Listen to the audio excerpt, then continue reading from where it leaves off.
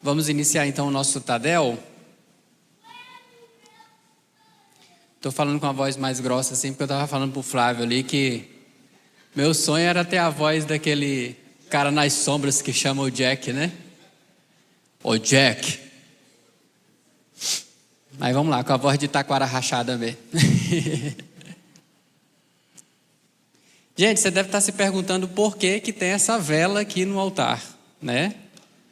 Mas é só para fazer uma rápida ilustração do que nós vamos falar hoje pela manhã, ok? Todo mundo está vendo essa velinha aqui? Vamos fazer logo essa dinâmica aqui para acabar com o fumaceiro que tá grande. Essa vela que está acesa é a vela número 1 e eu tenho aqui na minha mão a vela número 2, ok? E aí eu queria que você olhasse para esse ato aqui agora, ok? Todo mundo olhando para a vela número 1? Então eu vou pegar a vela número 2. Tem que dar certo. Pronto. Oh!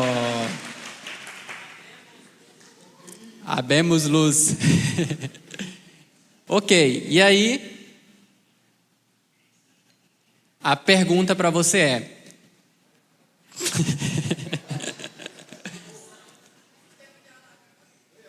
vamos lá, atenção. Quanta luz, ou quanto da luz da vela número 1 eu gastei para acender a vela número 2? Quanta luz foi gasta? Nenhuma, exatamente nenhuma. E isso é para exemplificar o que nós vamos falar hoje, o tema da nossa conversa aqui no Tadel, que é generosidade. Generosidade. E eu queria começar chamando a sua atenção para isso. Que a generosidade não é tirar do que você tem para dar ao outro. Pelo contrário, quando você é uma pessoa generosa, você não gasta da sua luz. Existe algo que Deus faz sobre a vida de cada um de nós, que é o transbordo. Ele faz transbordar em nossa vida para que nós possamos derramar sobre o outro. Então você não está gastando do que você tem.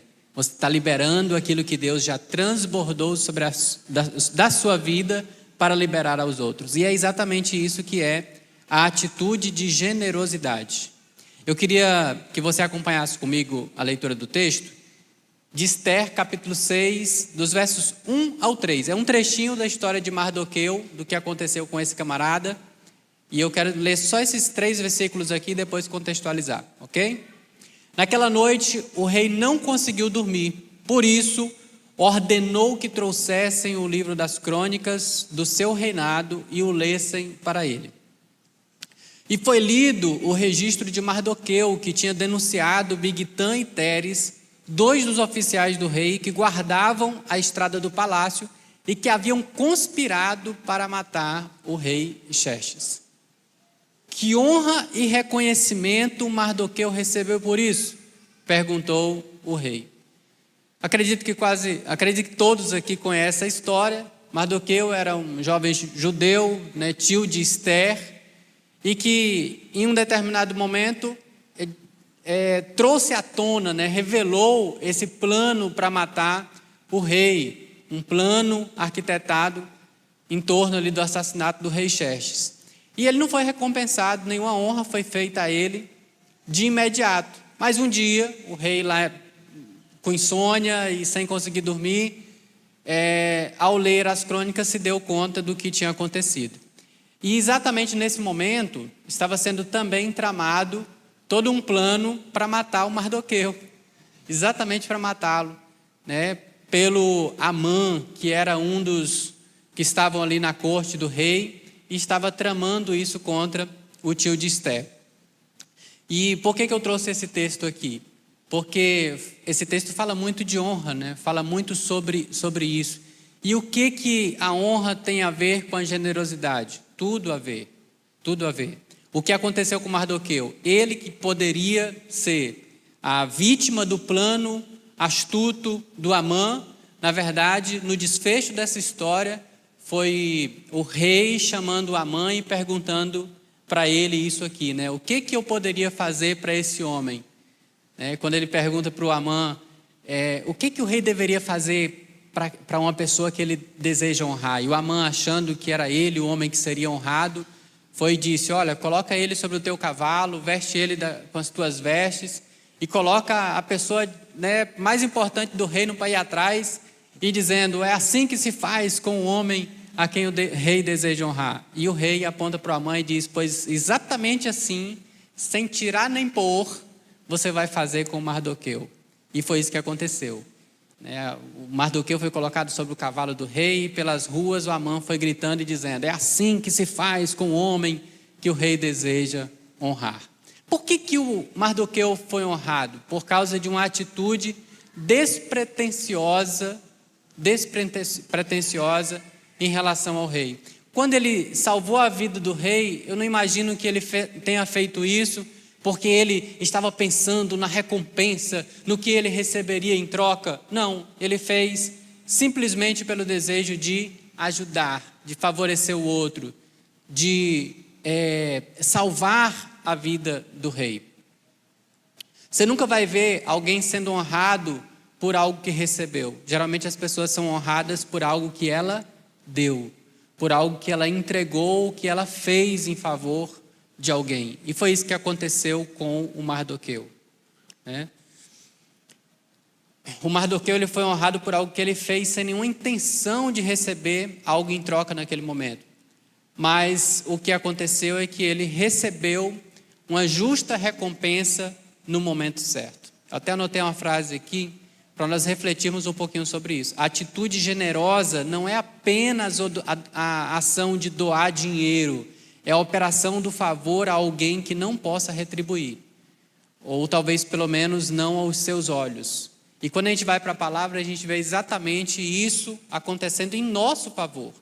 Quando a palavra diz lá em João 3,16, que Deus nos amou tanto que deu o seu Filho unigênito, para que todo aquele que nele crê não pereça, mas tenha vida eterna. O que é isso, senão uma atitude de generosidade da parte de Deus, em nos dar algo que nós jamais poderíamos retribuir.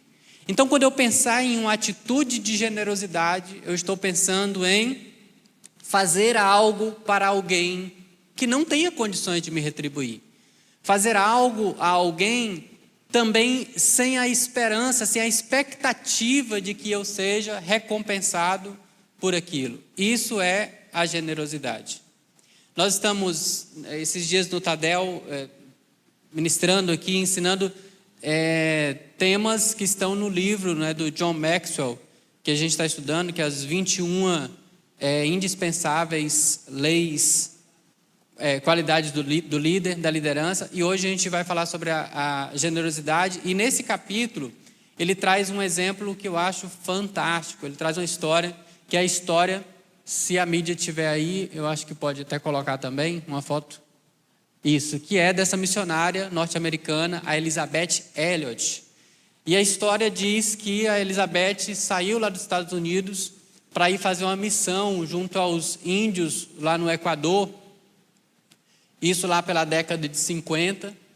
E quando ela chegou lá nessa aldeia, inicialmente numa aldeia dos povos Quinchuas, e ali ela se estabeleceu. Ela conheceu um jovem chamado Jim. Ela se casou com esse jovem, já tinha uma filha de alguns meses. E quando o Jim recebeu um chamado para ir em uma outra aldeia falar de Jesus. E essa aldeia era uma aldeia que era muito temida, porque tinha muito pouco contato com a civilização. E era muito violenta, temida inclusive pelos outros índios também. Então, assim, muito violentos, e ninguém se arriscava a chegar perto deles. Essa aldeia, inclusive, nunca tinha sido acessada por nenhum tipo de missionário e nem nada.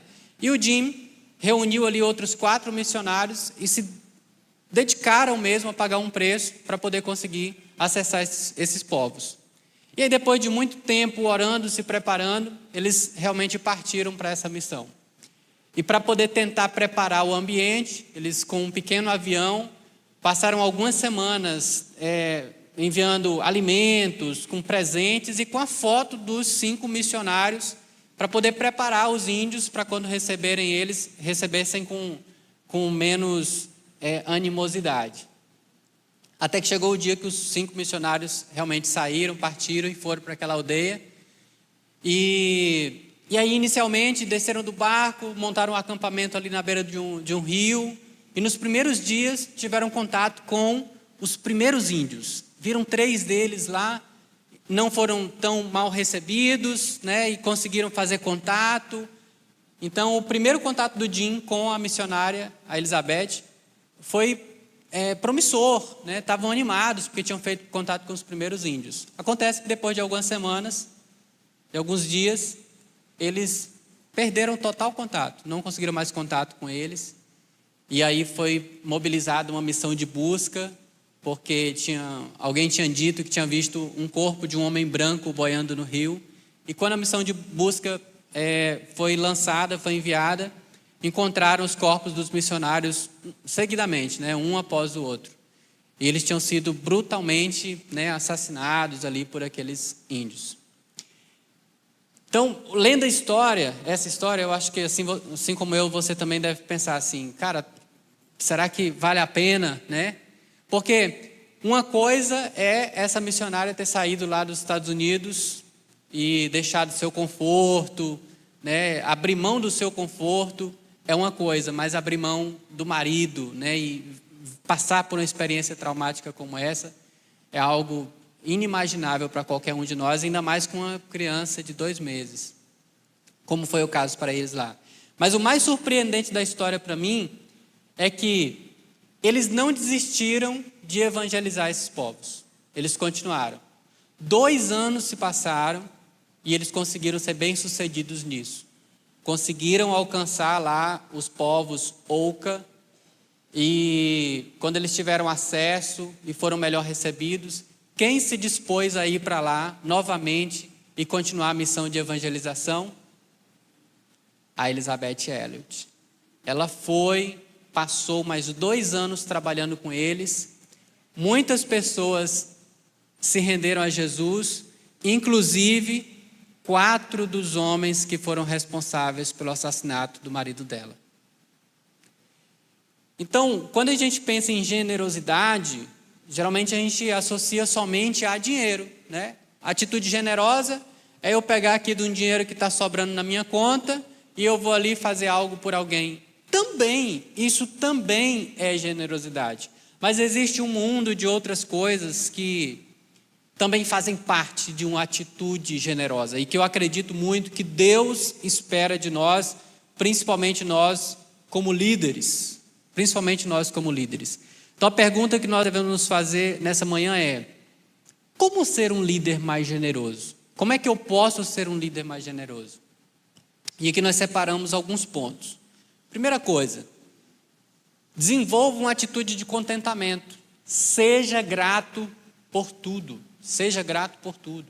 Lá em Filipenses 4:10, o apóstolo Paulo fala: alegrei-me sobremaneira no Senhor, porque agora uma vez mais renovastes o meu favor,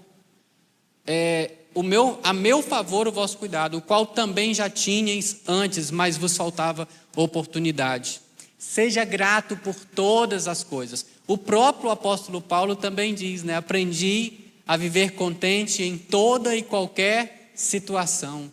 Seja na fartura, seja na pobreza, eu vivo contente. Eu acredito muito que a generosidade, ela parte de um contentamento genuíno e não de um desejo desenfreado por ter sempre mais, às vezes até mais do que o necessário. Então, quer ser uma pessoa verdadeiramente generosa? Aprenda, desenvolva o contentamento. O contentamento não é que, eu não vou buscar conquistar nada, porque o que eu tenho aqui já é suficiente. Não, mas tudo que você vai conquistar precisa ser carregado de um propósito. Por que eu vou buscar ser um dos 12 milionários, né? Que o pastor Jackson profetizava aqui, que agora está na herança do pastor Willy? Por que eu vou buscar isso? Porque se eu conquistar isso, eu vou conseguir fazer mais pelo reino, eu vou conseguir levar o propósito que Deus tem no meu coração a mais e mais pessoas. Tem que ser carregado de um propósito. Quantos estão comigo aqui? Amém? É impossível uma pessoa ser realmente grata se ela não for realmente generosa. Então, a generosidade, ela está associada à gratidão, ela está intimamente atrelaçada a essa ideia de contentamento também. Ponto 2. Como é que eu posso ser um líder mais generoso? Coloque as pessoas em primeiro lugar, né? Nessa ordem de prioridades, as pessoas precisam vir antes das coisas. 2 Coríntios 12, 15, o próprio apóstolo Paulo também diz: eu de boa vontade me gastarei e ainda me deixarei gastar em prol da vossa alma, né? Quantos de nós aqui podemos falar isso, né? Olha só como isso é forte. Eu acho isso muito forte. Eu me gastarei e eu me deixarei gastar por vocês. Às vezes a gente entrega tão pouquinho de nós em favor do outro e a gente já está meio que refugando, né? Dizendo assim: não vou fazer mais pelo fulano não, porque eu estou fazendo e ele não está valorizando, né? Talvez a atitude que a gente precisa seja essa atitude de Paulo. Já me gastei e eu ainda vou me deixar gastar mais em favor de vocês, em favor de pessoas. Então, o líder precisa ter essa atitude, essa disposição para investir não só dinheiro, mas investir de si mesmo, investir do seu conhecimento, do seu tempo, enfim, todos os seus recursos precisam estar à disposição do reino para o benefício das pessoas. As pessoas precisam estar em primeiro lugar.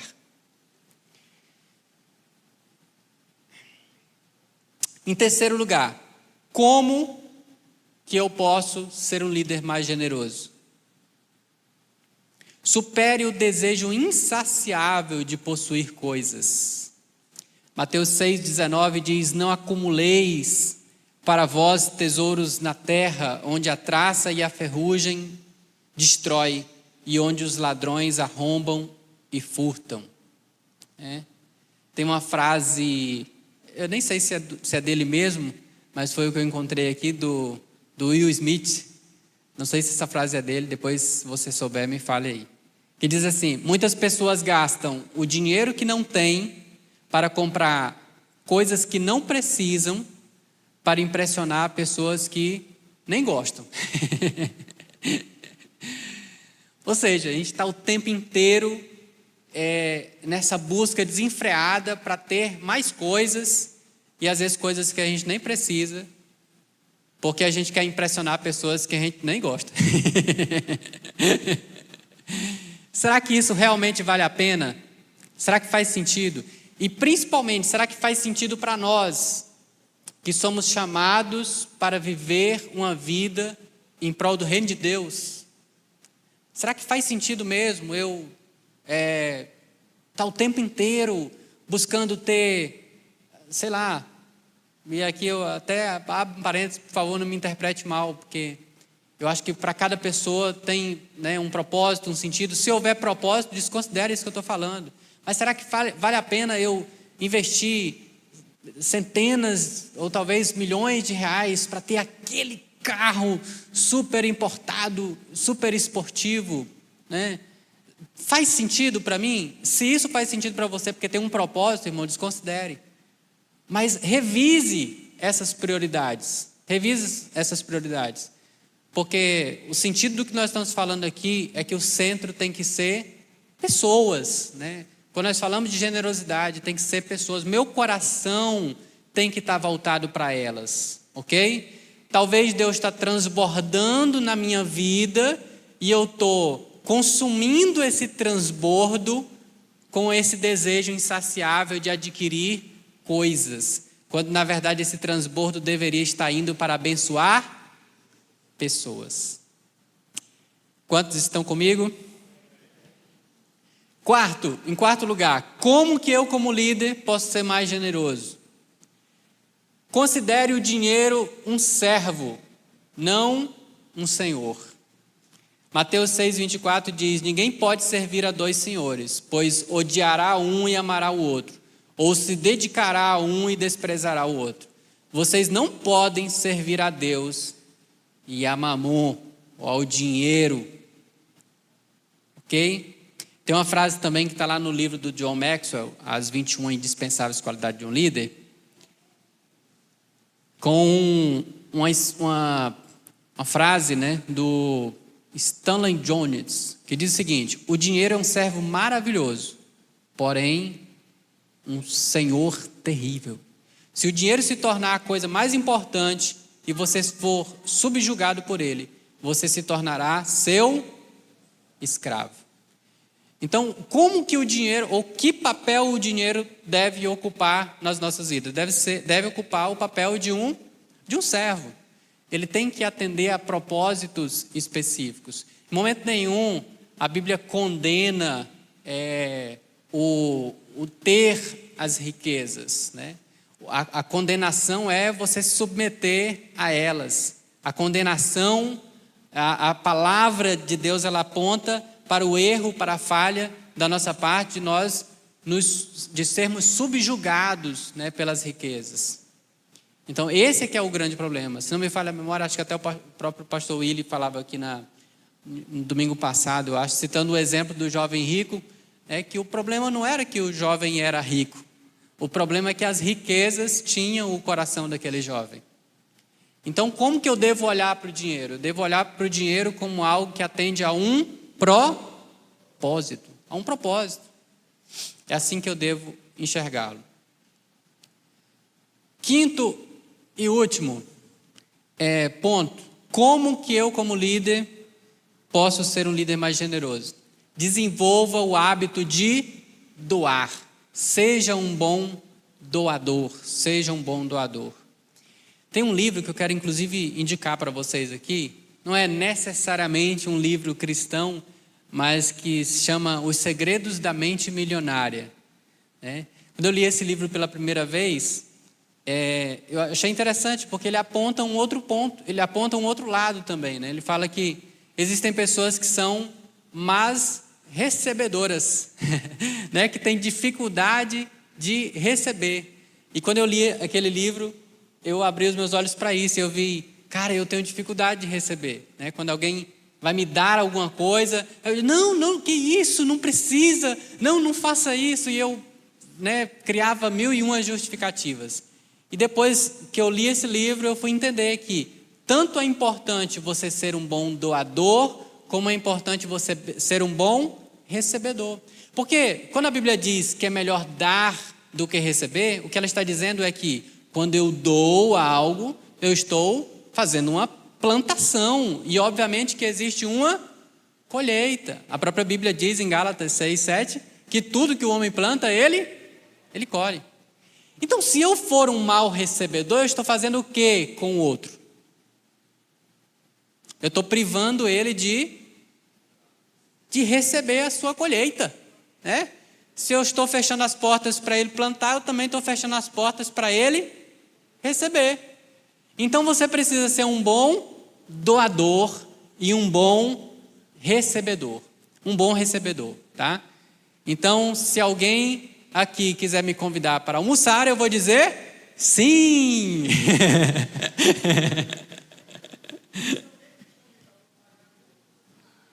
Eu vou dizer Wellington, vai que é tua.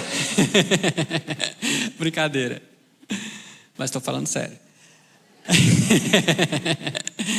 Gente, eu quero finalizar essa nossa conversa aqui com um desafio, tá?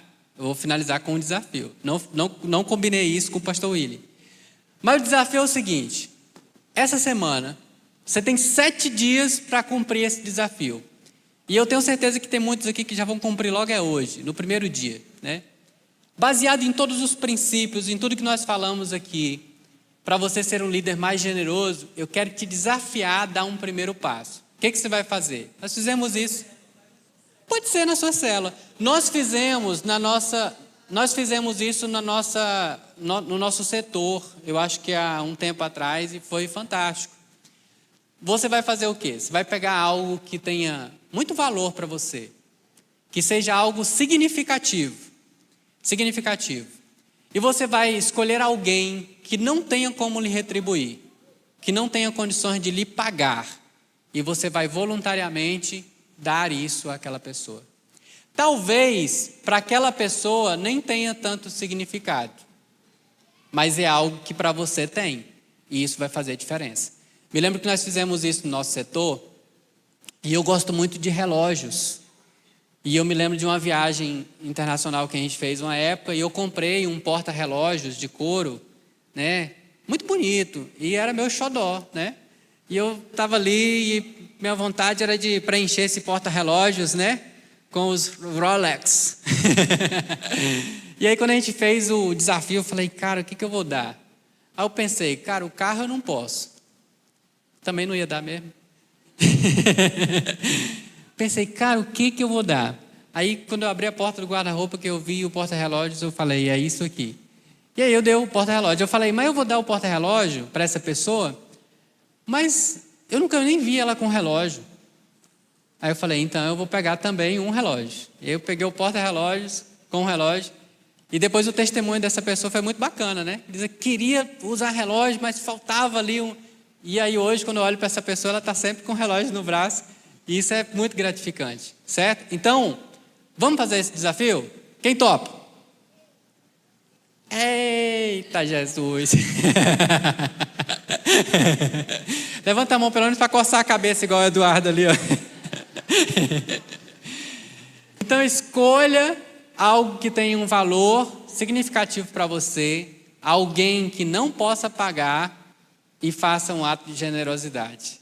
Está na sua mão. Gente, Deus abençoe.